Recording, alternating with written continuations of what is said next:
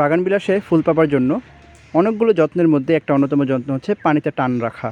মানে আপনি পানি একদম কম দেবেন, একদম মাটি যখন শুকিয়ে মাটি ঠনঠন হয়ে যাবে তখনই আপনি সামান্য কিছু পরিমাণ পানি দেবেন, যাতে শুধু মাটিটা ভিজবে এবং নিচ দিয়ে কোনো পানি বের হবে না। আপনার কাছে আপনি যখন পানি ঢালবেন তখন আপনার কাছে মনে হবে এত বড় গাছে এতটুকু পরিমাণ পানি একেবারেই যৎসামান্য, কিন্তু এতটুকু পরিমাণ পানি হচ্ছে গাছে ফুল আনার জন্য একদম আদর্শ।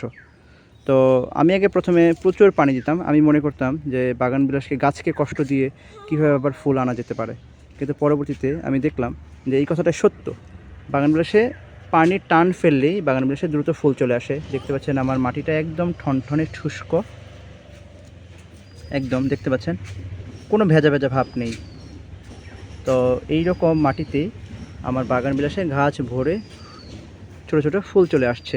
যখন গাছে পূর্ণ প্রস্ফুটন হবে তখন এর ভিডিও একটা আপলোড করা হবে।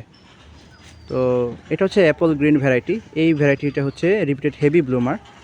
আপনারা এই গাছটা সংগ্রহে রাখতে পারেন, গাছ ভরে প্রচুর ফুল হয়।